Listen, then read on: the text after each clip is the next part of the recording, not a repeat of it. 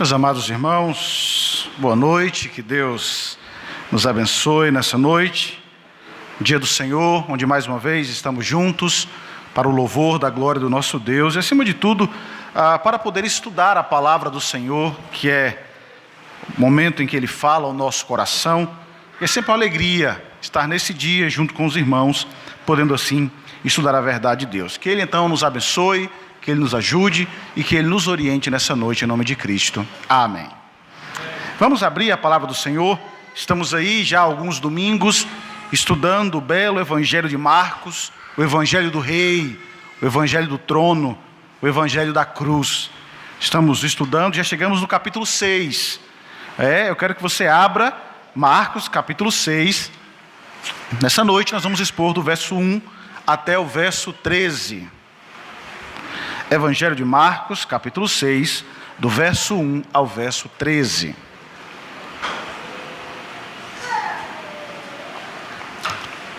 Acompanhe atentamente a leitura que farei da palavra do Senhor. Ouça com fé o que diz a palavra do nosso bondoso Deus. Marcos 6, do 1 ao 13, diz assim: Tendo Jesus partido dali, foi para a sua terra, e os seus discípulos o acompanharam.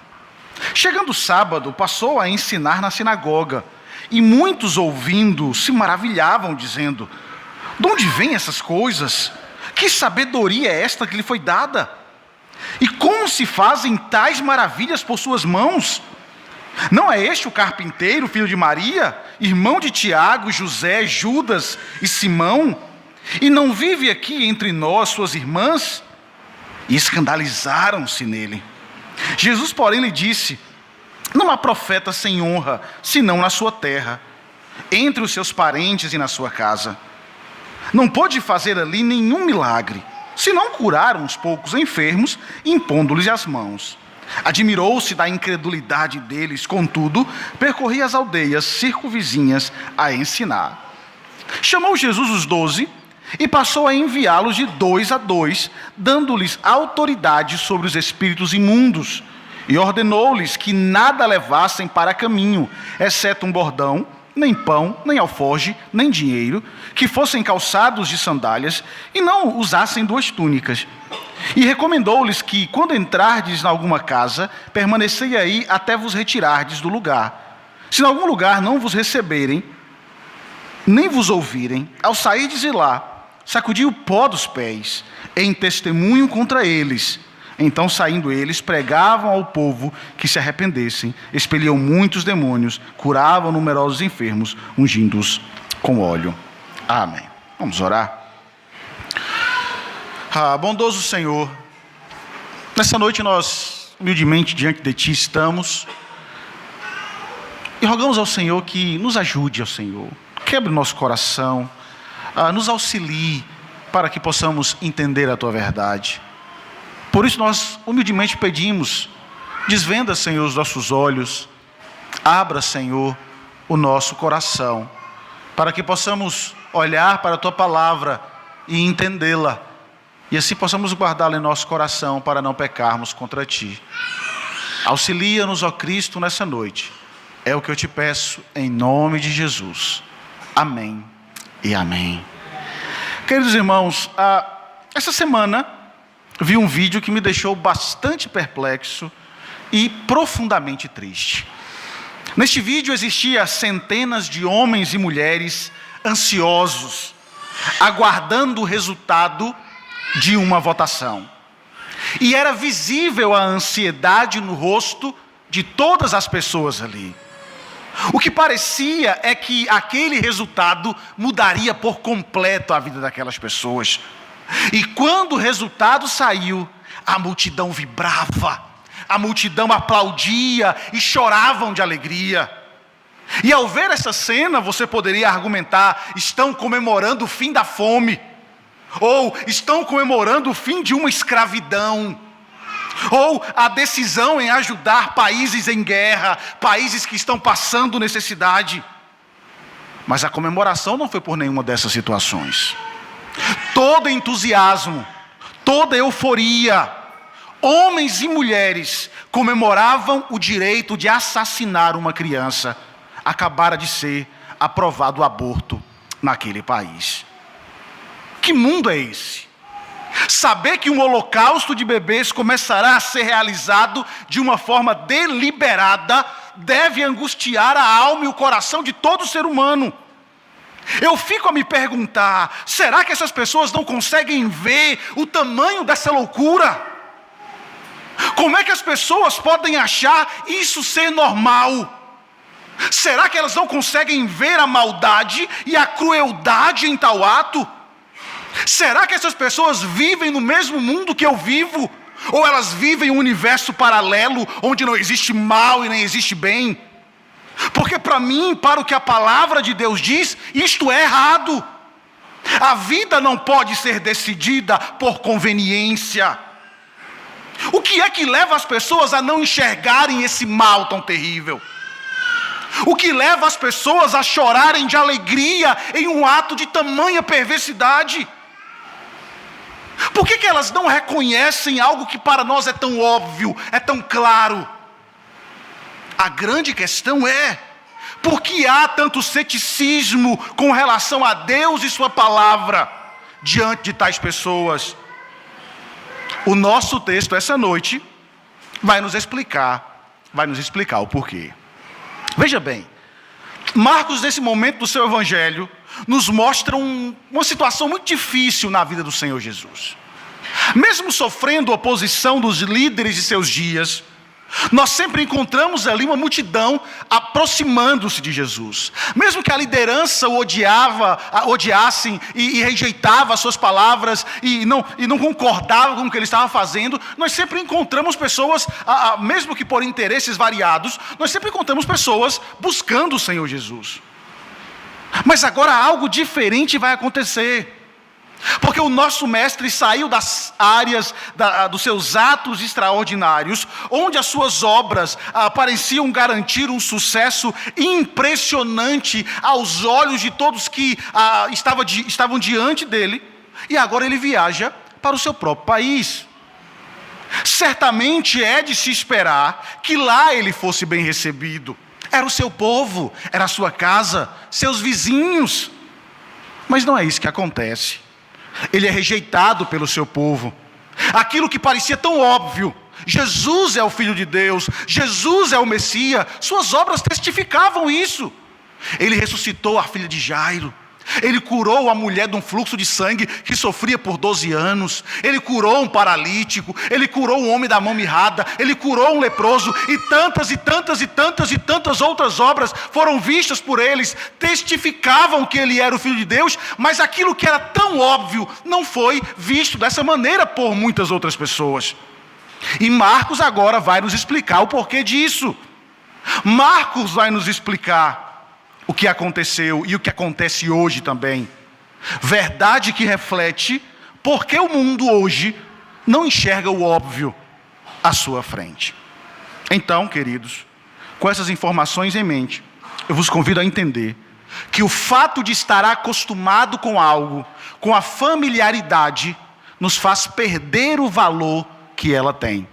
De novo, o fato de estarmos acostumados com algo, o fato da familiaridade nos faz perder o valor que aquele algo, que aquela pessoa tem. Então, não feche sua Bíblia, veja o que diz os versos de 1 a 4, por favor.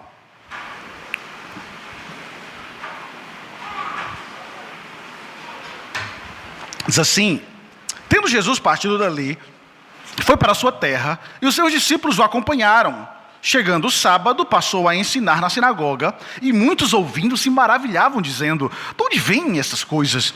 Que sabedoria é essa que lhe foi dada? Como se fazem tais maravilhas por suas mãos? Não é este o carpinteiro, filho de Maria, irmão de Tiago, José, Judas e Simão? E não vive aqui entre nós suas irmãs? E escandalizavam-se nele. Jesus, porém, lhe disse: não há profeta sem honra, senão na sua terra, entre os seus parentes e na sua casa. Queridos irmãos, temos afirmado até aqui que a vida de Jesus, ela tem promovido 2 tipos de sentimentos no coração do povo: surpresa, admiração e ódio. Marcos nos mostrou, nesse curto período, Jesus viajando de um lado para o outro, realizando grandes obras e se deparando com esses dois sentimentos, né? Com essa reação por parte do povo. Gente impressionada, mas também pessoas com raiva do que ele estava fazendo, dos seus ensinos, da sua maneira de falar, da sua maneira de agir. E agora nós temos o nosso mestre voltando à sua terra natal, e não nos é dito porque Jesus escolheu voltar a Nazaré, mas ele simplesmente queria passar um tempo, talvez, longe daquela multidão, ou ministrar a sua cidade, a fugir um pouco de todo aquele ódio, toda aquela rejeição, porque os líderes religiosos já começavam a tramar para perseguir a Jesus. Então certamente, não sabemos porquê, mas o certo é que ele foi para aquele local. Como vocês sabem, Nazaré não era o local de nascimento de Jesus, porque ele nasceu em Belém, mas foi a aldeia onde ele cresceu, uma aldeia de certamente 500 pessoas que acompanharam bem de perto o crescimento de Jesus. E então ele teria a oportunidade de voltar para aquele vilarejo, para aquele local, para assim poder falar do reino para os seus vizinhos, para o seu povo, para os seus familiares. E o interessante é que Marcos nos diz que os seus discípulos o seguiram. Não que ele chamou os discípulos, mas que eles o seguiram. E por que isso? Perceba que agora eles vão aprender sobre uma lição muito importante. Jesus, em todos os seus atos, em tudo que ele faz, ele então está ensinando aos seus discípulos algumas verdades que serão ministradas ou vividas por eles em determinados momentos da vida. E aqui Jesus vai ensinar uma lição preciosa, uma lição sobre rejeição. Isso faz parte da preparação deles, e veremos isso mais tarde. Então aqui nós temos uma oportunidade para que eles possam ver em primeira mão o que eles vão experimentar na vida. Eles vão sofrer rejeição. Não há grandes multidões em Nazaré, não há interesse por Jesus lá. Sua família, como falamos aqui, eu acredito, está convencida que o próprio Jesus é um homem louco. Falamos aqui sobre isso. Mas nós temos agora os discípulos tentando aprender, e vão aprender essa questão da rejeição. Então lá está Jesus, em sua cidade, entre os seus, e o seu primeiro ato é frequentar a sinagoga. Sendo dia de sábado, ele vai à sinagoga e ele começa a expor a Escritura. Ele começa a ensinar. Não sabemos também qual foi o texto que ele pregou. Alguns até sugerem que foi o texto de Isaías, o mesmo que ele tinha dito, que ele tinha lido antes, quando Lucas relata que hoje se cumpre a Escritura. Não sabemos qual foi. Mas como diz certo comentarista, o que é certo é que a sua pregação foi bíblica, simples, graciosa e poderosa. E o resultado dessa pregação, temos aqui um auditório espantado com tanta autoridade. Eles devem ter esse sentido que nós sentimos quando ouvimos a palavra de Deus exposta corretamente, e a gente olha para o texto e diz: então é isso que essa passagem significa? Estava aqui o tempo todo e eu nunca percebi. Como é que é tão claro e agora eu posso enxergar? Só que este assombro se transforma rapidamente em ceticismo. Ao mesmo tempo que eles se impressionam, eles ficam chocados com Jesus. E as pessoas então começaram a questionar de onde vinha a sua doutrina, de onde vinha a sua sabedoria, e até do poder que havia sido exposto em outros lugares. Porque eles certamente ouviram falar dos milagres de Jesus. E agora todos estavam ali olhando para Jesus e se perguntando como pode isso, como ele pode falar tais coisas, e todas as notícias que chegaram até nós, como foi que ele exerceu isso? Sim, as pessoas reconhecem livremente que o ensinamento de Jesus era surpreendente, que os milagres dos quais eles ouviram falar manifestavam grande sabedoria. No entanto, havia um elemento único para espanto daquele povo. Eles ficaram surpresos, porque tudo isso estava vindo de Jesus. A sabedoria parecia de um rabino, mas à frente deles estava Jesus. O problema era que essas pessoas conheciam Jesus e por isso começaram a se perguntar: não é este o carpinteiro? Não é este o filho de Maria? Não é este o irmão de Tiago, de José, de Judas e Simão? E não vive aqui entre nós suas irmãs? E escandalizavam-se dele.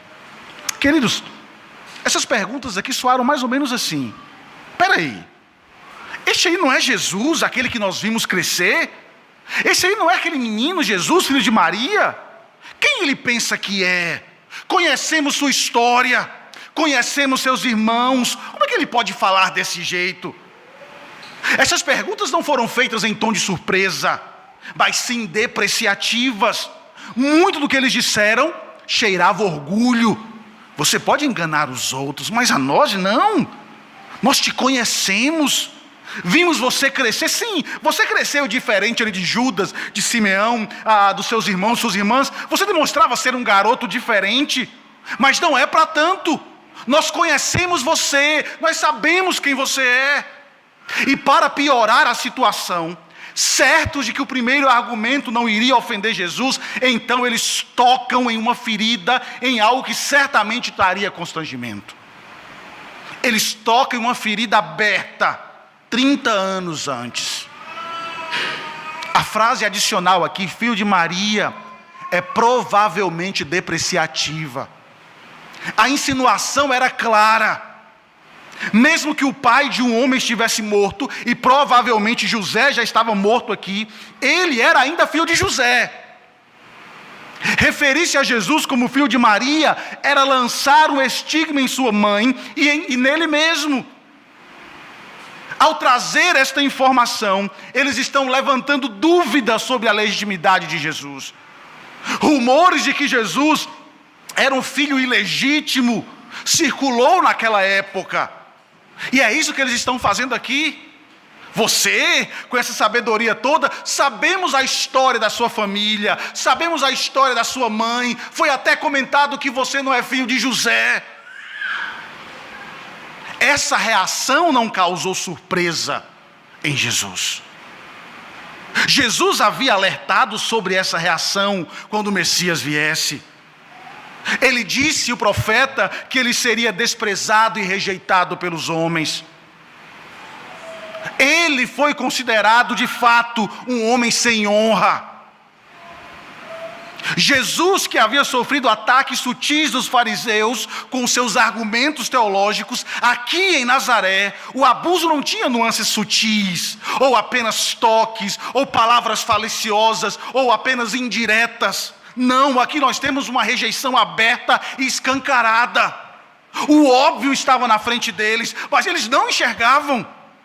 Eles estavam vendo, chegou notícias, mas mesmo assim, eles estavam depreciando aquele que estava à sua frente.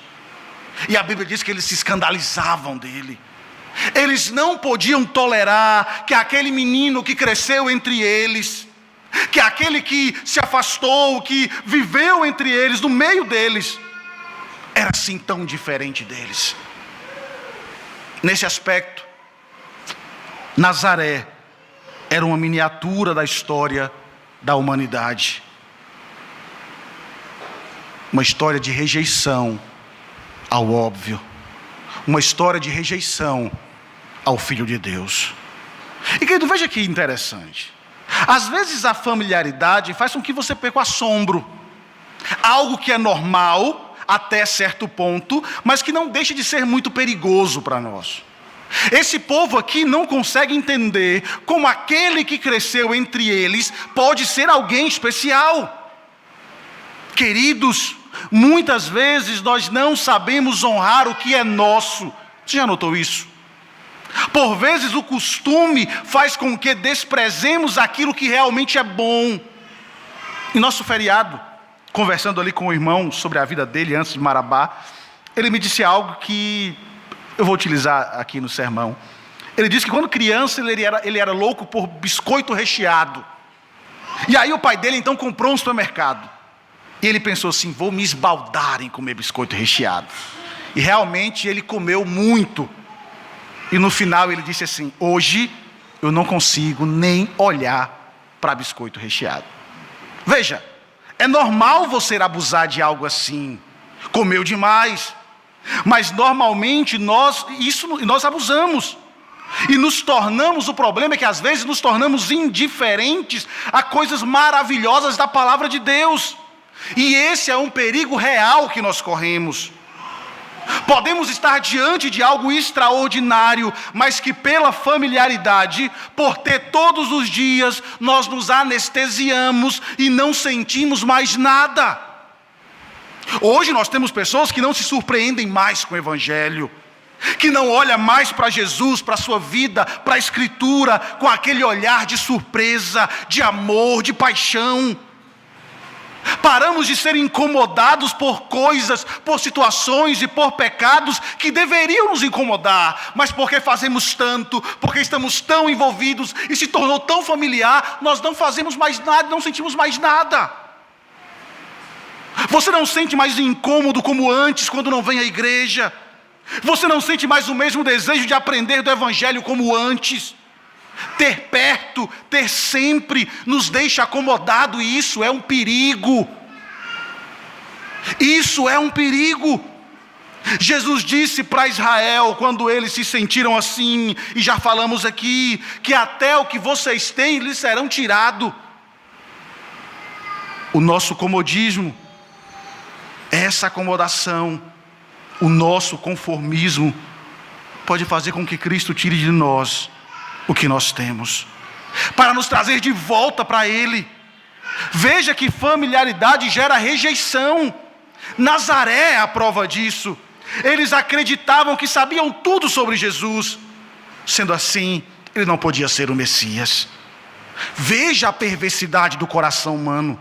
Diante deles estava o maior bem, o maior tesouro, a verdade de sabedoria, e eles se mostraram reticentes e duvidosos. Jesus é visto como enfado por eles.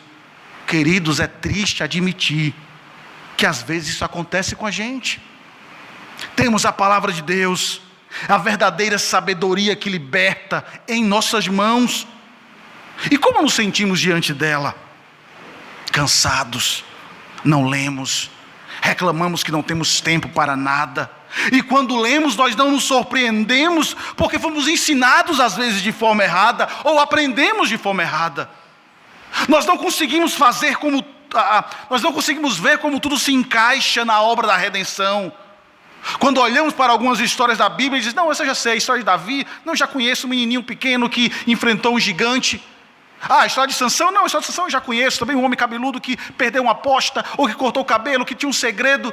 Nós não sabemos a verdadeira história por trás disso, e por conhecer e por ter sido ensinado errado, nós desprezamos essa verdade, passamos por cima dela, não lemos mais. Precisamos ler com cuidado a Escritura. Precisamos ler não como um nazareno que o viu crescer, mas como alguém de fora que se maravilha, que se espanta a cada leitura, que se impressiona com as ações de Deus, para salvar um pobre pecador. A Bíblia, a Escritura, não é enfadonha nem cansativa, ela é maravilhosa. Em cada página nós encontramos as ações de Deus para salvar pecadores perdidos.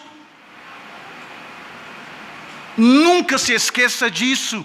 A Bíblia mostra um grande Deus salvando pecadores, e isso tem que lhe surpreender todos os momentos que você estiver diante dela.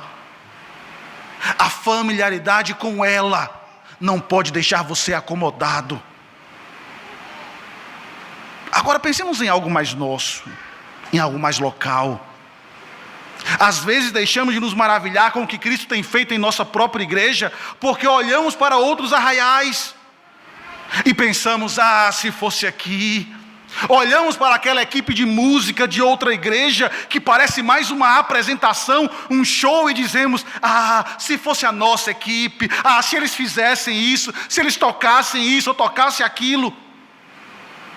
Às vezes pensamos: os nossos professores de escola dominical, eles são até bons, mas se eles fizessem isso ou aquilo como se faz em outra igreja, nós seríamos melhores. Nós deixamos que a familiaridade nos impeça de ver a qualidade daquilo que Deus nos está dando dia após dia. Precisamos aprender a valorizar o que temos, o que Deus nos tem dado, pois nossa grama pode não ser tão verde como a dos outros, mas Deus está nos abençoando, cuidando de nós e nos fazendo crescer como Ele quer que cresçamos e com o que Ele nos tem dado. Precisamos ser diferentes do povo de Nazaré, que perderam a grande oportunidade de crescer em maturidade diante do Redentor. Agora veja, a familiaridade é perigosa sim, mas o que nós temos a seguir é ainda mais perigoso. Por que tudo isso? Por que essa rejeição? Marcos explica, veja o verso 5 e o verso 6, por favor. Diz assim: não pôde fazer ali nenhum milagre, senão curar uns poucos enfermos, impondo-lhe as mãos. Admirou-se da incredulidade deles. Contudo, percorria as aldeias circunvizinhas a ensinar. Queridos, Marcos, depois de narrar as palavras dos moradores de Nazaré, ele nos apresenta uma informação bastante curiosa. Diz assim: e não pôde fazer ali nenhum milagre, senão curar uns poucos enfermos, impondo-lhes as mãos. Veja, qualquer pouco milagre feito por Cristo já seria um grande milagre naqueles dias. Ele curou alguns enfermos, isso já seria muito. O que acontece aqui? Por que ele não fez mais? Será que a incredulidade do povo impediu Jesus de manifestar o seu poder? Como pode ser isso? Como se explica isso? Como esse povo pode ser tão cego? Veja, Jairo olha e crê, a mulher do fluxo de sangue olha e crê, mas este povo olha e despreza. O óbvio está à sua frente. Aqui não temos Jesus perdendo o seu poder, se tornando incapaz de manifestar os sinais miraculosos que já haviam e começaram a marcar o seu ministério. Não. As circunstâncias pelas quais Deus não liberou o poder era porque aquele povo não estava disponível para a salvação. Eles não seriam salvos. Havia ali um julgamento sobre Nazaré. Em outras palavras, Deus reteve seu poder principalmente daquelas pessoas de coração duro. Isso vai explicar muita coisa.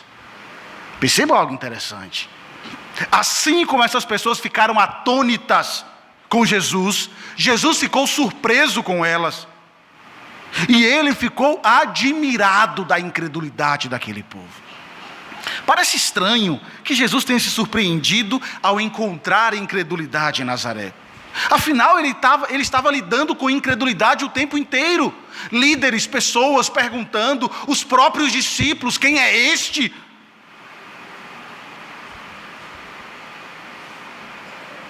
Mas Marcos está dizendo que Jesus ficou surpreso, não por eles não serem crentes ou não entenderem, mas pela profundidade da sua insensibilidade. Porque mesmo ouvindo, mesmo vendo, eles não creram. Por que eles agem assim?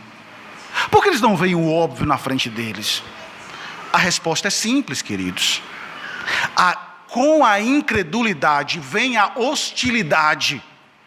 Aqueles que não creem em Jesus, eles crescem rapidamente para odiá-lo. É por isso que homens e mulheres que citei no início, chorando de alegria pela liberdade de assassinar bebês, de tornar o ventre uma câmara para a morte, é por isso que eles odeiam Cristo. Porque a sua incredulidade, a sua rejeição a Cristo, a leva a aderir a atos abomináveis, sem enxergar a maldade praticada por eles. O coração rebelde, o coração caído, não consegue enxergar a malignidade dos seus atos. Tudo que eles fazem revelam as trevas em que eles vivem. Eles não veem como nós vemos, porque o nosso coração viu a luz. É por isso que você vê um ato abominável. É por isso que você vê um ato tão terrível, porque você está na luz. Agora, aqueles que não enxergam malignidade nesse ato, aqueles que veem isso tudo como normal, que aprovam a agenda do mundo, que aprovam a agenda perniciosa e pecaminosa e não vê erro nenhum, tome cuidado, porque o seu coração corre sério perigo, porque você ainda está em trevas e você ainda não viu a luz. É por isso que você não enxerga o óbvio. É por isso que você não enxerga o pecado. É por isso que você vive nele, porque os seus olhos ainda não viram a luz. E enquanto seus olhos não forem abertos, e enquanto o seu coração não for transformado, você verá as trevas, viverá nas trevas, e achará as trevas algo extremamente normal. Mas aquele que está na luz, aquele que vive na luz, ele não consegue ver o pecado como normal. Ele não consegue ver um ato de assassinato, um ato de rebeldia, um ato contra Deus como algo normal. A pergunta por que eles não enxergam o óbvio é respondida com esta verdade: eles vivem em trevas. Quem está no escuro só pode ver o escuro, nada mais além do escuro, a não ser que a luz se apresente salvadora a eles. Foi por isso que Nazaré rejeitou o mestre. É por isso que muita gente hoje rejeita o nosso Senhor, porque eles vivem em trevas. É por isso que atos tão terríveis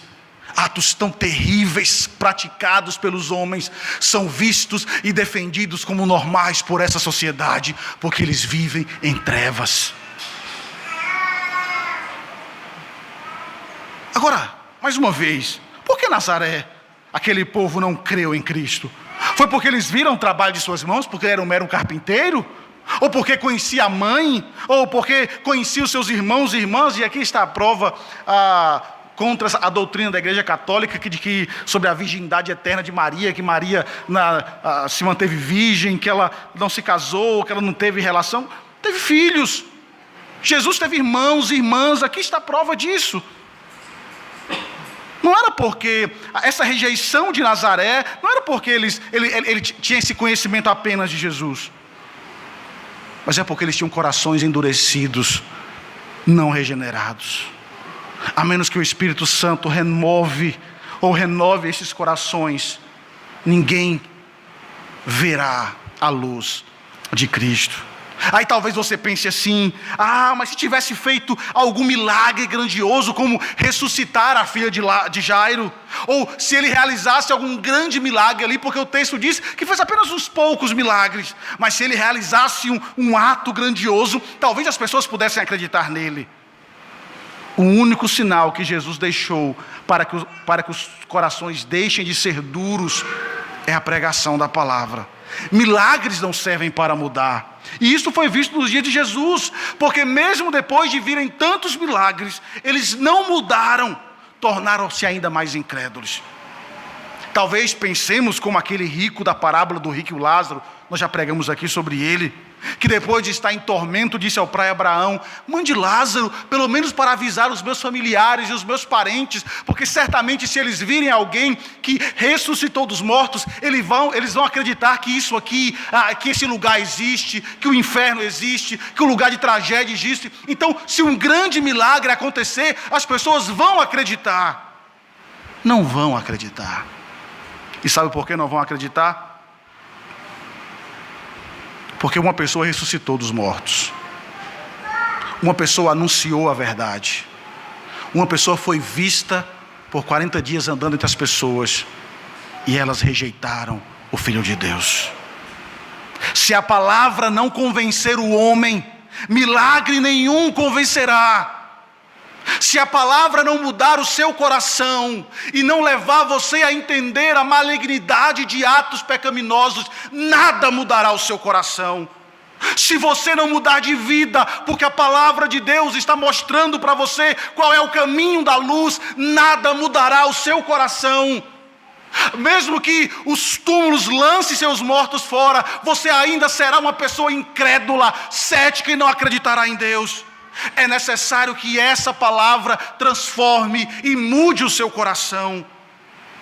É necessário que essa palavra mostre para você a realidade da sua vida. Estamos cercados neste mundo por pessoas que não querem nada com Jesus. Não sei quantas vezes eu já ouvi pessoas dizerem: eu não preciso de Cristo. Eu não consigo imaginar uma declaração mais terrível do que essa. Algo mais degradante para a humanidade do que esta afirmação. Porque se você não tem Cristo, querido, você não tem nada. Você não tem esperança. Você não tem nada que lhe dê esperança dessa vida ou do porvir. Se você não tem Jesus, você não tem nada. Há um grande perigo aqui. O povo de Nazaré tinha o Senhor da glória no meio dele por 3 décadas. E tudo que eles viram foi apenas uma ofensa. Isso é algo trágico. Incredulidade traz juízo.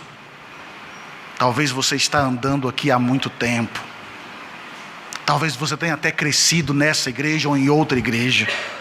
Talvez você está ouvindo domingo após domingo essas verdades e mesmo assim você se mantém cético e acredita que lá fora, que a maneira que esse mundo anda, que a maneira que o mundo administra a sua vida, essa sim é a correta. Tome cuidado. Nazaré, aqui esse povo, e qualquer outro povo que ouve a verdade, mas se mantém incrédulo, duro, para eles o juízo será maior. O próprio Senhor afirmou que haverá menos rigor para Sodoma e Gomorra do que para as cidades que rejeitaram o Evangelho, do que para pessoas que rejeitaram o Evangelho. Mas como isso é possível? Sodoma e Gomorra não são a expressão máxima de perversidade e incredulidade? Não. A expressão máxima de perversidade e incredulidade é ouvir o Evangelho de maneira clara e rejeitá-lo. Sodoma e Gomorra viu as sombras. Nazaré teve diante do Senhor, face a face, e o rejeitou. E não para por aí. Hoje nós temos mais responsabilidades do que Nazaré e do que Sodoma e Gomorra. Porque hoje nos é dado o Evangelho pleno, perfeito, com a obra consumada. Hoje você conhece Cristo, a esperança dos homens. E por isso você não pode se manter neutro. Escute isso. Você não pode se manter neutro, com uma vida dupla, com um discurso duplo. Não existe essa questão de ficar em cima do muro. Ou você é um cristão e defende a causa de Cristo, ou você é um mundano e defende a agenda do mundo. Não tem como conciliar. Não tem como conciliar incredulidade e fé em Deus. Não existe isso. Não existe defender o pecado, aceitar o pecado, ver o pecado como normal e acreditar e entender que Cristo é o Senhor, porque Ele condena essas coisas. Ou você é um cristão que defende a verdade de Cristo, ou você não é. Os que não se dobram perante o Senhor Jesus, que acham Ele apenas uma brincadeira, que veem a vida de fé como algo banal, estes serão punidos, sofrerão o juízo do Senhor. Precisamos nos dobrar diante do justo juiz com temor e tremor. Agora veja bem, perceba como Marcos orquestrou o seu evangelho para não nos desanimar, porque a tensão entre fé e incredulidade permeia em todos os relatos aqui. Vimos a fé nos eventos anteriores, e este agora temos um marcado por incredulidade. Sim, a oposição é grande. Sim, o mundo é rebelde. E sim, o mundo irá aprovar leis, uma pior do que a outra. Não se assuste, daqui uns dias aconteceu na Irlanda, vai acontecer aqui. Isso vai ser aprovado. Vai chegar aqui. Mas isso não deve desanimar o povo de Deus. Porque ao situar os dois incidentes aqui neste ponto do seu evangelho, o evangelista Marcos nos mostra que a incredulidade é o contexto no qual a missão cristã avança. Que a rejeição é uma experiência comum ao Senhor e à igreja, onde se deve anunciar o evangelho, mesmo que o mundo rejeite. Veja isso, veja como isso fica claro nos versos 7 até o verso 13, por favor.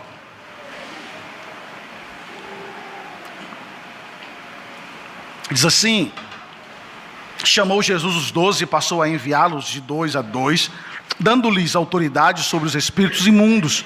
Ordenou-lhes que nada levassem para o caminho, exceto um bordão, nem pão, nem alforje, nem dinheiro, que fossem calçados de sandálias, que não usassem 2 túnicas, e recomendou-lhes que, quando entrares em alguma casa, permanecei aí até vos retirardes do lugar. se em algum lugar não vos receberem, nem vos ouvirem, ao saírem de lá, sacudia o pó dos pés em testemunho contra eles. Então, saindo eles, pregava ao povo que se arrependesse, expeliam muitos demônios e curavam numerosos enfermos, ungindo-os com óleo. Veja, queridos, Jesus foi rejeitado na sua cidade natal. Fizeram pouco caso dele. Cristo, então, com seu exemplo, vai mostrar que a rejeição nunca é uma razão para o servo de Deus se desesperar, mas sim para avançar o evangelho do reino. Ele viu a rejeição de Nazaré como uma indicação da providência de Deus para espalhar as boas novas do reino de Deus em todos os lugares. Começa aqui. E então ele vai comissionar os discípulos, que vai deixar de ser discípulos, aprendizes para ser agora apóstolos. E então Jesus os chama e diz: olha, já que vocês viram e já ouviram muita coisa, agora eu quero que vocês sigam por um tempo anunciando o evangelho. Vai ser um estágio. Vocês vão fazer isso, porque daqui a uns dias, ele não disse isso aqui, mas daqui a uns dias eu não vou estar mais com vocês, então vocês vão ter que fazer isso. Aqui nós temos o primeiro estágio dos discípulos. E ele disse: olha, vocês vão seguir por um tempo, fazendo milagres, porque isso é parte do treinamento de vocês. Mas vocês não estarão desprovidos de poder. Eu vou lhe dar autoridade para isso. Isso significa que os discípulos receberam o que chamamos de autoridade apostólica. Autoridade essa que foi dada por aqueles que o enviou. Eles falavam em nome de Cristo, agiam em nome de Cristo e curavam em nome de Cristo. Tudo que eles falaram em nome de Jesus. Isso é muito importante nos nossos dias de hoje, principalmente quando as pessoas estão tentando rasgar a Bíblia em várias partes. A gente ouve isso o tempo todo.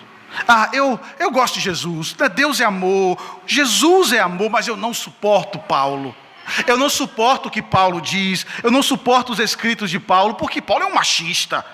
Ele escreveu para denegrir as mulheres, ele impede a mulher de fazer isso, ele diz que tem que ser a submissa, porque ele diz isso, ele diz aquilo. Não, eu não consigo olhar para Paulo. Temos que ver que Paulo não disse nada à igreja, a não ser pela autoridade de Jesus. O que Paulo disse em nome de Cristo. Se você não gosta dos ensinos de Paulo, você obviamente não gosta de Cristo, que é amor. O próprio Jesus disse aos apóstolos: quem vos recebe, recebe a mim, e quem me recebe, recebe aquele que me enviou. Toda a Escritura como verdade de Cristo para nós. Todas as palavras, todos os ensinos, tudo aquilo que Ele nos ensinou. Agora perceba algo interessante nesse comissionamento. Encontramos algumas questões bastante curiosas ditas por Jesus. Primeiro, ele comissionou os 12, né? Agora, por que 12? Simples.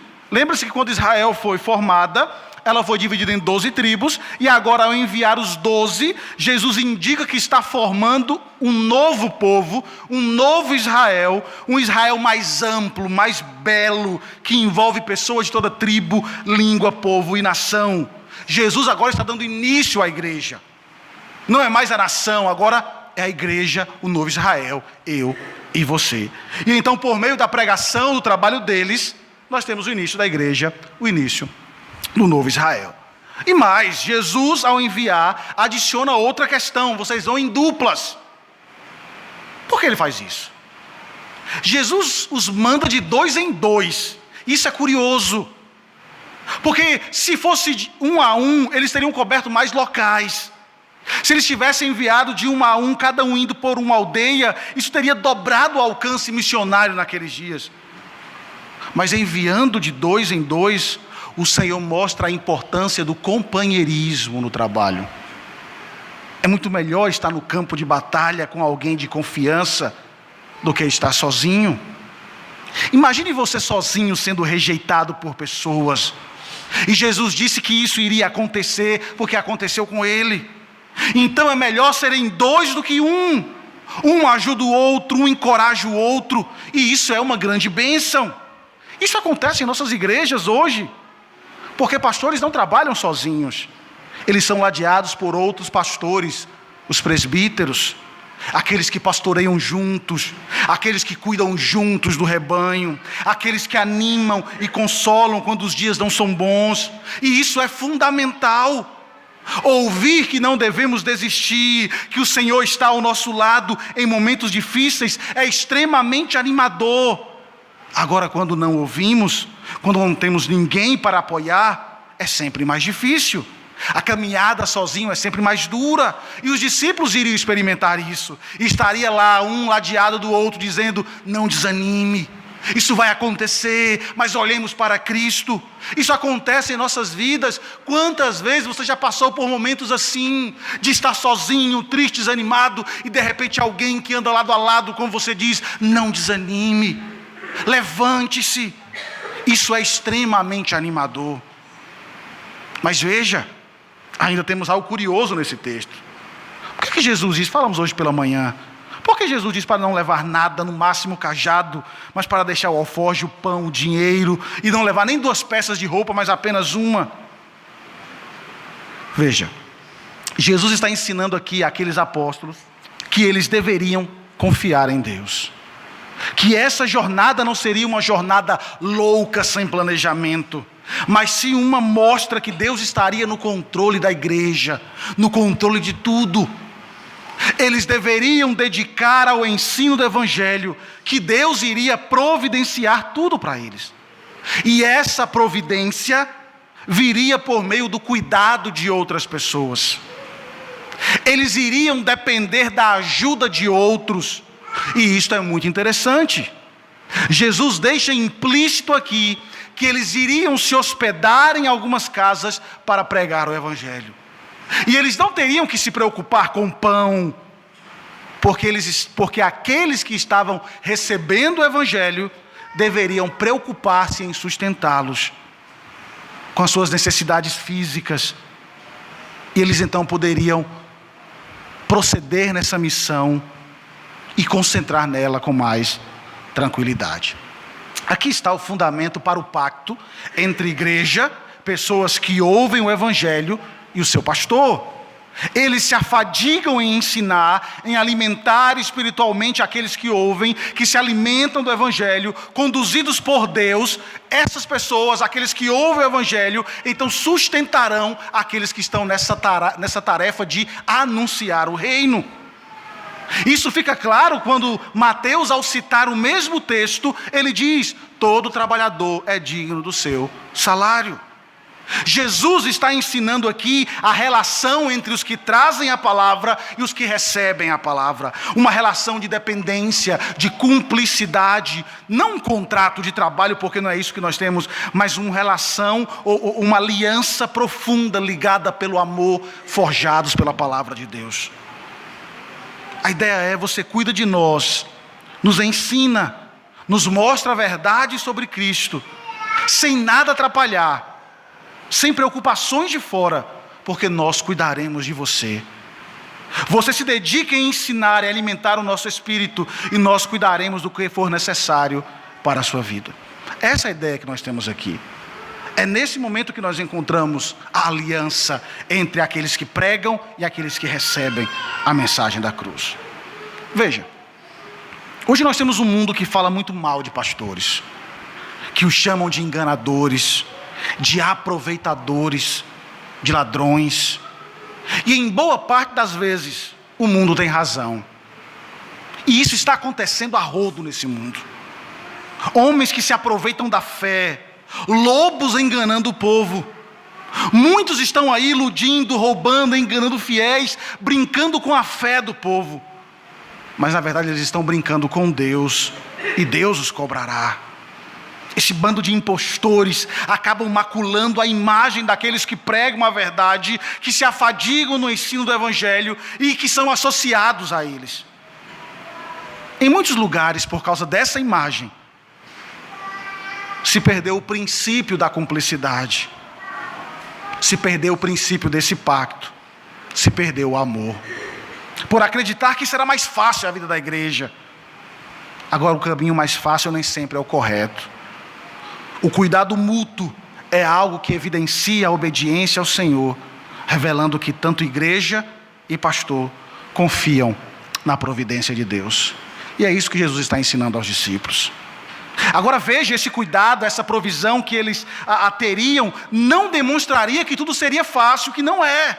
Pelo contrário, eles seriam rejeitados. Haveria aldeias que eles chegariam e nenhuma hospitalidade seria oferecida, e onde a sua palavra, a palavra de Cristo, não seria tolerada.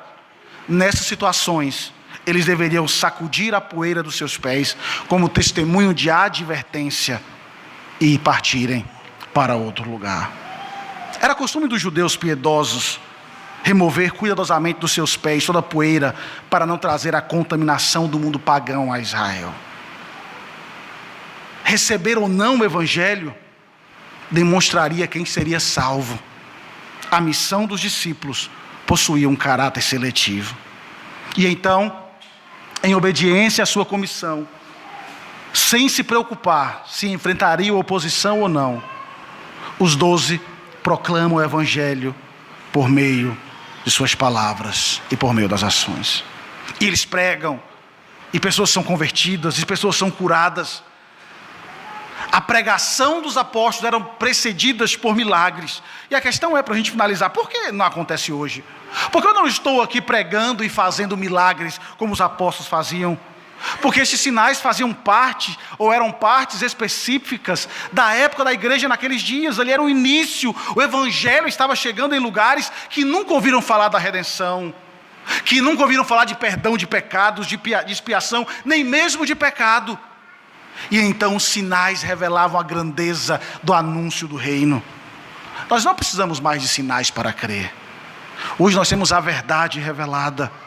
Hoje cremos porque somos ensinados pela palavra de Deus, que nos fala dos atos poderosos do Senhor na história. Isso é suficiente para a nossa vida. Queridos, este texto nos ensina que assim como o Senhor Jesus encontrou resistência à sua mensagem, nós também encontraremos resistência. A incredulidade e a familiaridade são empecilhos para os discípulos hoje, como foram para Cristo em seus dias. Hoje nós temos pessoas abertamente rejeitando o evangelho, rejeitando aquilo que pregamos, pessoas duras que não mudam. Sim, ficamos tristes, pois acreditamos que nós temos a mensagem real, verdadeira, que nós temos a palavra do evangelho, que temos Cristo, aquele que pode mudar as vidas. E quando elas não ouvem, quando elas não entendem, que elas não mudam de vida, ficamos tristes. Mas não desanimem. Não devemos desanimar frente à rejeição que enfrentamos nesse mundo. Aconteceu com os apóstolos, aconteceu com Cristo, vai acontecer também com a igreja. Talvez você que esteja aqui não consiga ver a lógica em tudo que falamos, em tanta pregação, e porque muitos abandonam ou praticam atos como atos normais. Talvez você não entenda isso, porque nós estamos falando. Talvez você viva uma vida tão terrível e não percebe o quanto isso está fazendo mal a você. Talvez você esteja tão acostumado com o pecado. Isso se dá porque você vive nele. Você não consegue enxergar a malignidade dos seus atos. É preciso que Cristo tire dos seus olhos as escamas para que você possa enxergar a feiura do pecado em sua vida. Se Cristo te libertar, você será livre. E você enxergará o mundo com os mesmos olhos de Cristo. Você verá a malignidade em um ato de assassinar bebês. Você verá a malignidade em um ato de pedofilia. Você verá a malignidade em atos que são contrários à palavra de Deus. Liberdade não é fazer o que você quer, ou dizer o meu corpo, minhas regras. Não. Liberdade é se desvencilhar das cadeias que lhe prendem nesse mundo mau e pecador. Liberdade é poder caminhar e saber que em Cristo você está no caminho certo. Liberdade é abraçar o evangelho da paz e viver para esse Senhor. Devemos pregar o evangelho, pois é somente por ele que as pessoas serão libertas. Sim, seremos rejeitados, mas à medida que o evangelho do reino avança, e se de fato fomos rejeitados e perseguidos, que o nosso Senhor nos deu o coração dos apóstolos, que se alegraram por ter sido considerados dignos de serem desonrados e de sofrer em nome de Cristo. Leve o nome do Senhor. Você pode sofrer até vergonha e dor, mas não se esqueça do grande ganho que nós temos em anunciar a verdade. rejeitados por um mundo que passará, mas aceitos por aquele que é eterno, aceitos por Cristo. Por isso não desanime, anuncie, pregue, fale desse Senhor. Não permita que a familiaridade afaste de você aquilo que é tão importante. Se assuste de maneira positiva com as belezas do Evangelho. Viva para Cristo. E que Ele assim nos abençoe. Em nome de Jesus. Amém. Curve sua cabeça, vamos orar. Graças nós rendemos ao Teu santo nome. E te pedimos perdão, Senhor. Te pedimos perdão porque talvez aquela ação das pessoas ali em Nazaré às vezes é promovida por nós também. Talvez de maneira assim involuntária. Às vezes estamos tão acostumados com algo, o comodismo rouba de nós o espanto, o se impressionar, o desejar, o viver aos Teus pés. Talvez o fato de ter liberdade, de ter a Tua palavra, de ter o ensino, às vezes nos rouba a alegria de poder ouvir essa verdade. Não permita que o comodismo roube isso de nós. Não permita que o conhecimento nos afaste daquilo que é real, mas que nos aproxime do Senhor. Que olhemos para Ti, ó Deus, com verdade, com coração contrito. E ó Senhor, por amor do Teu nome, se ainda há corações e olhos que vivem em trevas, façam cair as escamas, para que elas vejam, Senhor, a feiura desse mundo, para que elas possam enxergar a malignidade do pecado, para que elas possam ver o maligno que de maneira sutil tem tentado introduzir atos terríveis como normais. Se ainda há, Senhor, transforme. Que elas possam enxergar o óbvio, que elas possam enxergar a verdade, que sem o Senhor não há esperança, que sem o Senhor não há vida. O Senhor foi rejeitado, desprezado, humilhado, mas honra maior será vista no dia da Tua glória, quando o Senhor vier para revelar que esse mundo será julgado por seus atos. Nos ajude, Senhor, hoje a viver para Ti. É o que nós Te pedimos, em nome de Jesus. Amém e amém. Nos coloquemos em pé, queridos.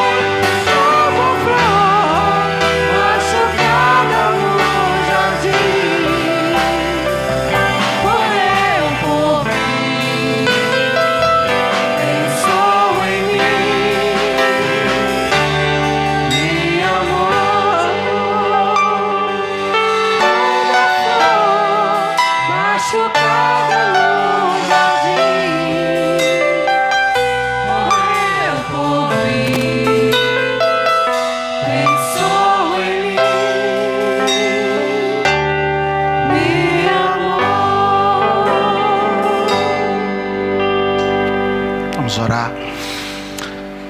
Senhor, nós somos gratos, porque a Tua palavra é a verdade, ela alimenta a nossa alma, o nosso coração, ela nos faz ver o grande valor do Senhor. Mesmo que esse mundo tente apresentar outras coisas, mesmo que esse mundo tente mostrar outros valores, mesmo que o mundo tente desacreditar a Tua palavra, mesmo que o mundo, e por mais que ele não enxergue o óbvio, nós nos manteremos firmes na verdade do Senhor. Nos dê força, para que quando esse mundo se levantar contra o Seu povo, cobrando, que possamos dizer o que Pedro disse: para onde iremos, se somente Tu tens as palavras de vida eterna? Vida só em Ti. Por isso te pedimos, Senhor, traga luz, traga vida, quebre os corações, para que possamos não simplesmente detectar a feiura do pecado, mas que possamos nos abrigar em Ti, confiados de que o Senhor cuidará de nós, cuidará da igreja, cuidará do Seu povo em dias maus. Essa é a oração que Te fazemos, Senhor, em nome de Jesus. Amém e amém. Receba a bênção, irmãos. Amada igreja em Cristo Jesus, eleitos de Deus, novo Israel, ide em paz. Que a maravilhosa graça do nosso Senhor e Salvador Jesus, que o amor de Deus, nosso eterno, amado, soberano Pai, e que as consolações do divino Espírito Santo sejam com todos vós e com todo Israel de Deus, hoje e para todos sempre.